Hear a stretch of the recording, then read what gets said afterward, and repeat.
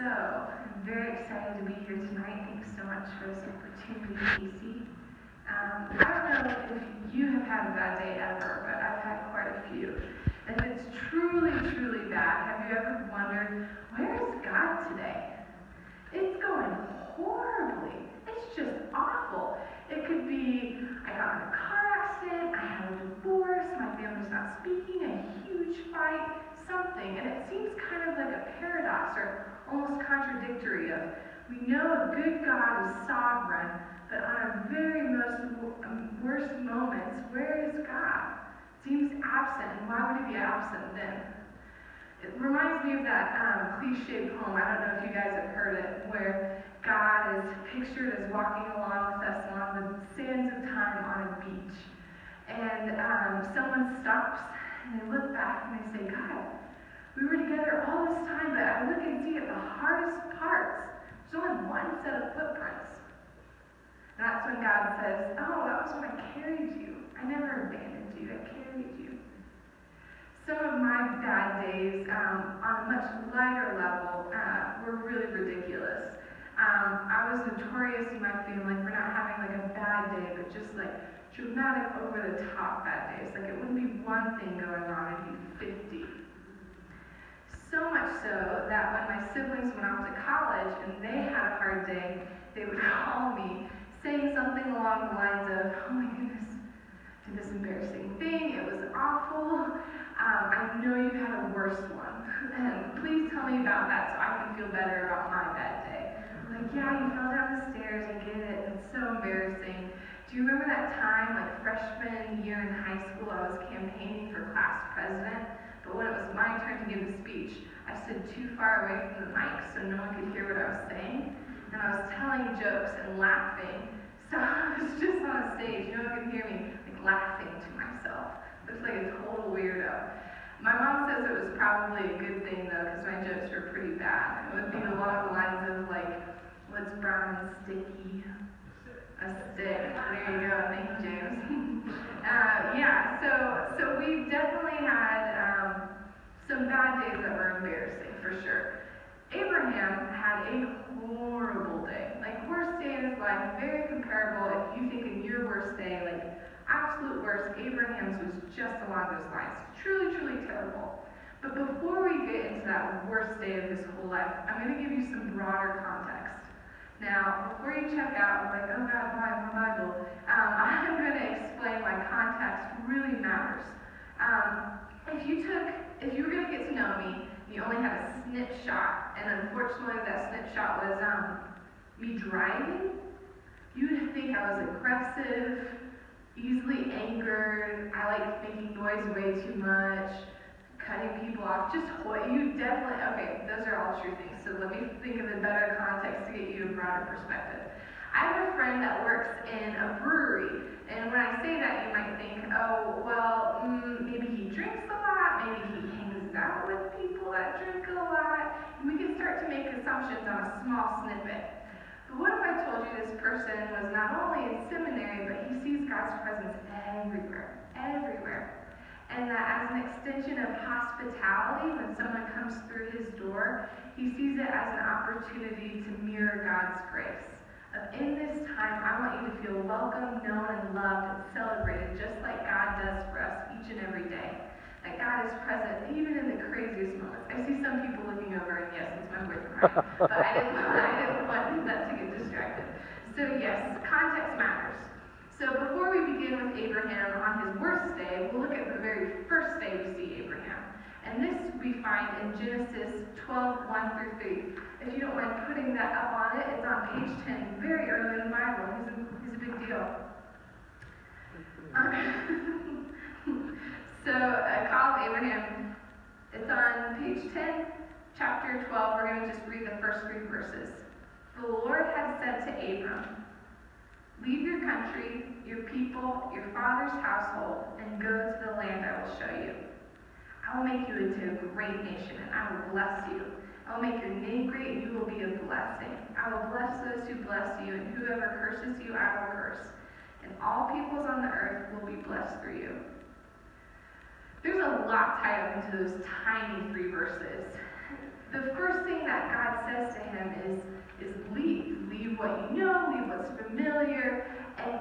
incredible journey with God. And we just sometimes skip over to the blessing. Wow, this seems like a pretty easy trade-off, right? Well, there's a really interesting quote from scholar John H. Walton talking about this very passage. He says, this covenant targets the most essential elements of identity in the value system of the ancient Near East when Abraham was alive. Land was connected to one's survival, livelihood, and political identity. Family linked the past, present, and future, offering one's most basic sense of identity, more so than self. Inheritance fixed one's place in the family and ensured that generations past would be remembered in present and future. When Abraham gave up his place in his father's household, he forfeited security. He was putting his survival, his identity, his future, and his security in the hands of the Lord. What? That's intense, right? Everything? God's asking for everything. God's asking for everything. And Abraham obeys. The very next verse it says, Abraham got up and went.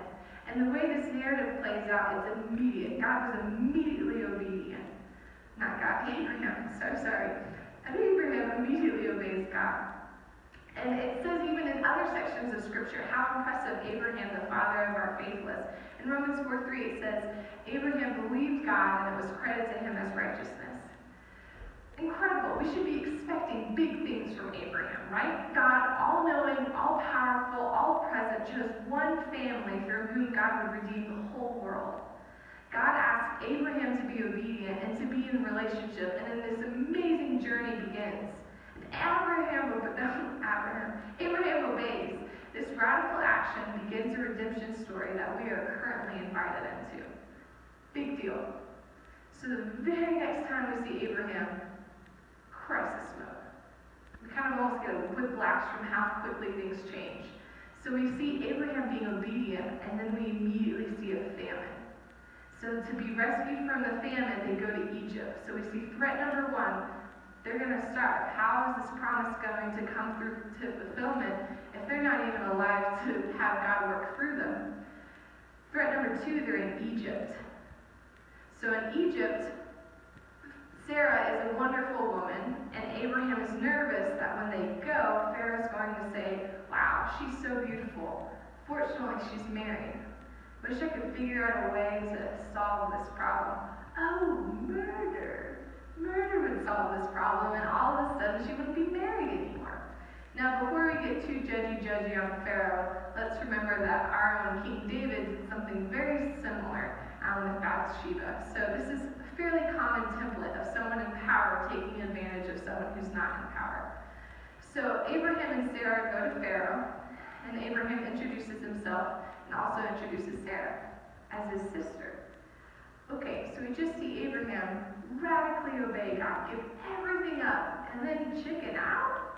What? The next thing is there's a very human portrayal of Abraham throughout the Old Testament. The portrait that's shown to us is it's not this great man of faith, which he is, but also that he has moments of weakness and moral failings.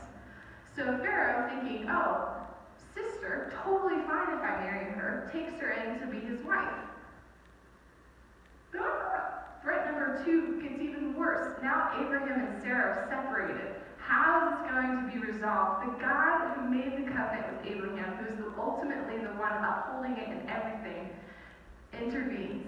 There's a disease on Pharaoh's family. God comes to Pharaoh in a dream and says, hey, so sorry, she's married. Pharaoh, rightfully so, gets super angry, runs over to Abraham and says, why? Why did you tell me she was your sister? You put my whole family in danger. All of this pain was caused through your fear and lack of confidence in God.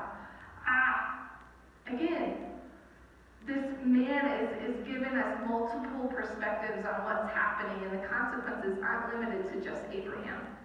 So we see the famine, they survive. We see Sarah, they survive, and God intervenes again, and the threat to the covenant is resolved.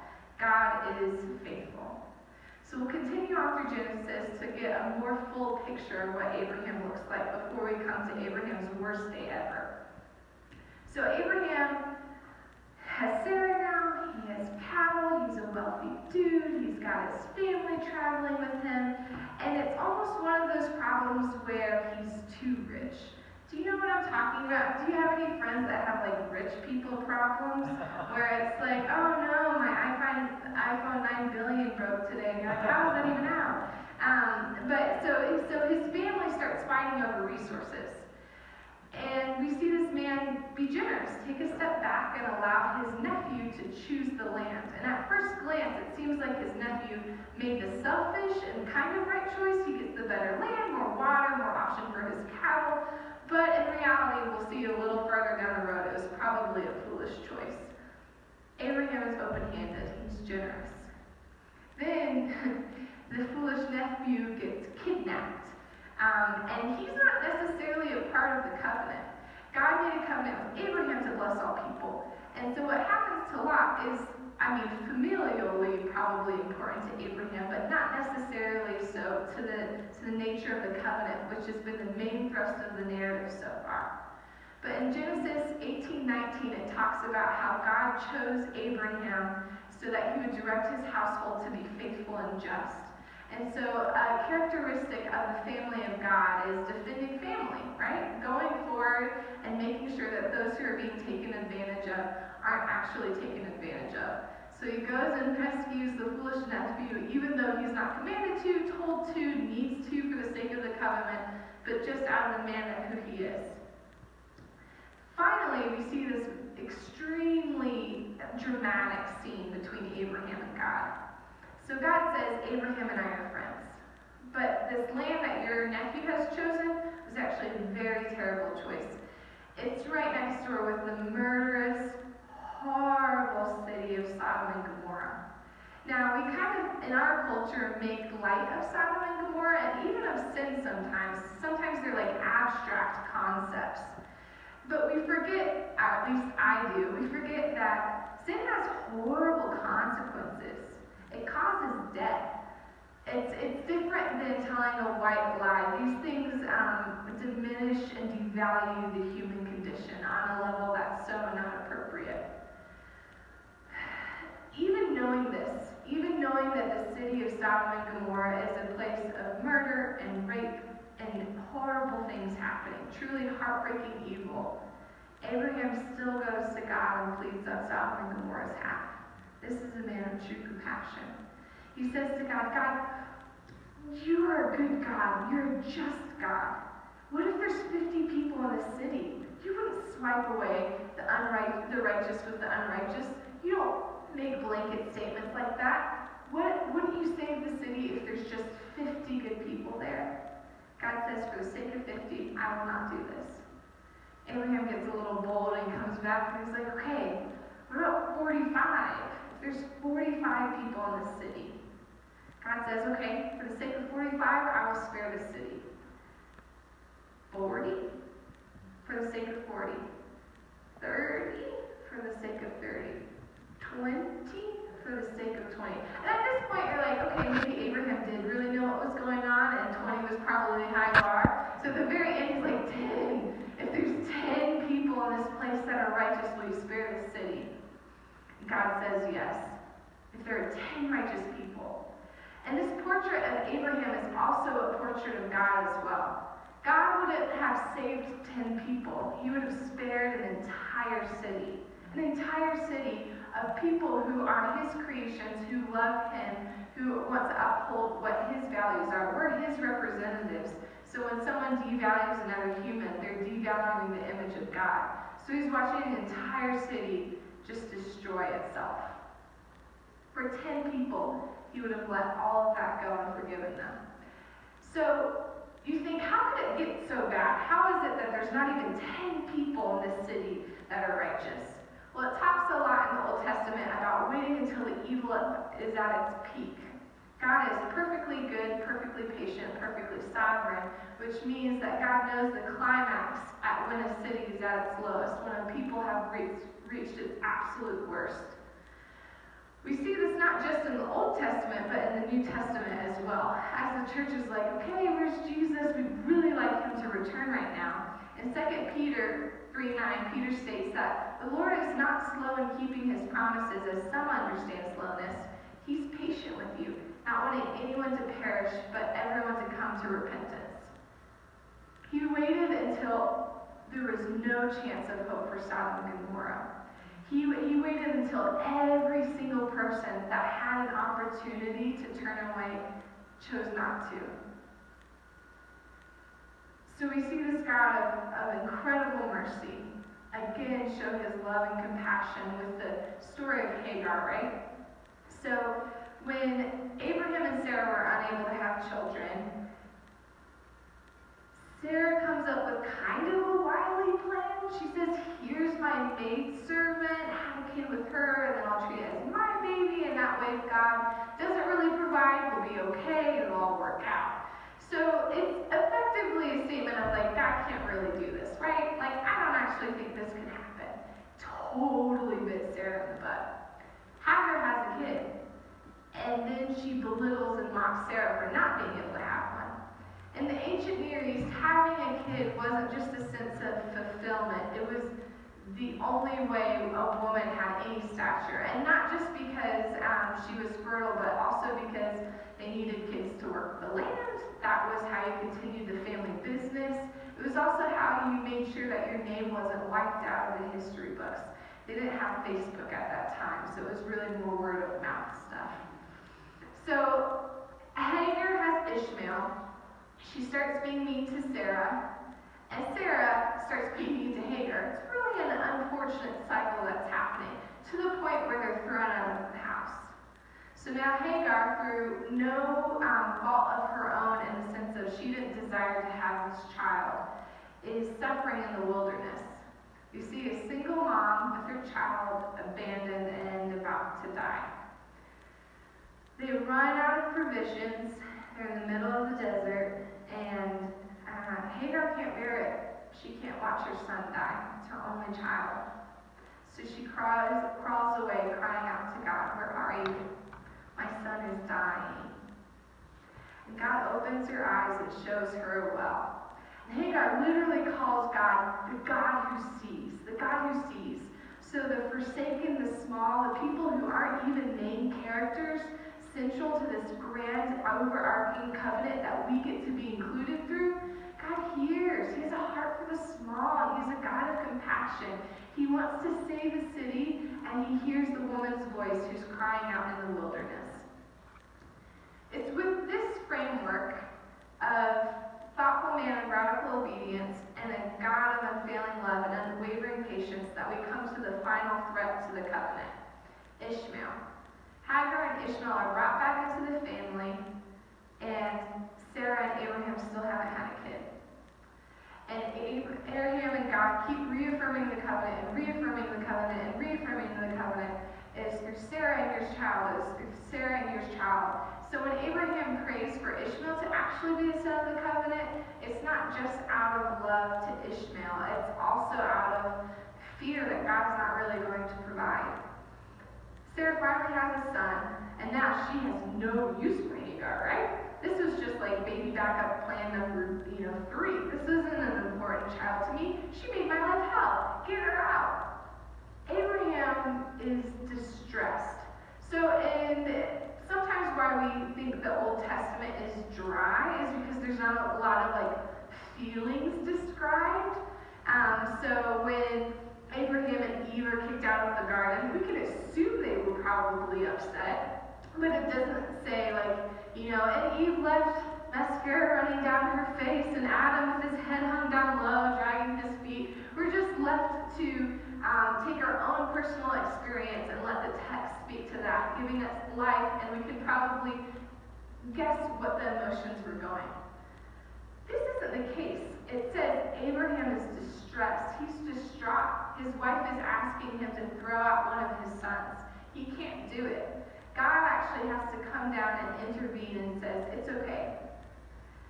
I will take care of them." And it says God was with Ishmael throughout his life. And because he is Abraham's son, he blessed him and made him into his own nation.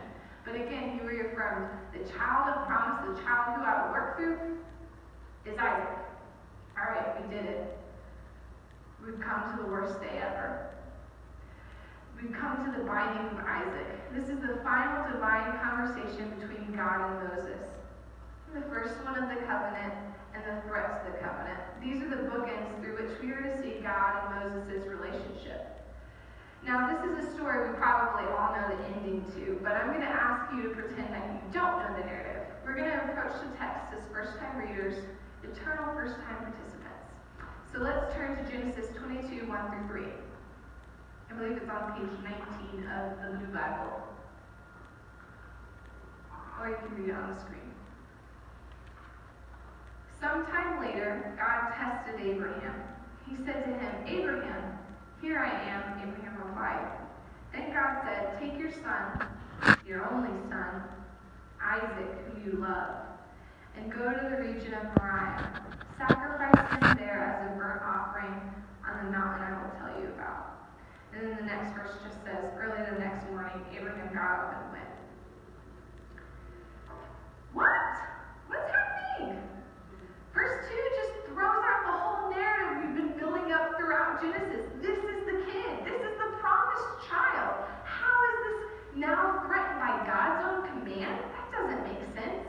Didn't God say earlier in Genesis 18:19, "I've chosen Abraham so that he will direct his children in this household to keep the way of the Lord by doing what is right, so that the Lord will bring about for Abraham everything the Lord's promised"? It's really hard to do that without a child if it's promised. So after these things, in Hebrew, is more like sometime later after these specific things. So when we read this, we should be thinking, what things? After what things does God ask this to happen? And we jump back to that first conversation where it says, "go." There's only 2 times in the whole Bible that exact spelling of "go" is used, and it's these 2 bookend conversations. And we see the same format again. We see a triad where something's building on itself. Go from your country, your people, your father's household.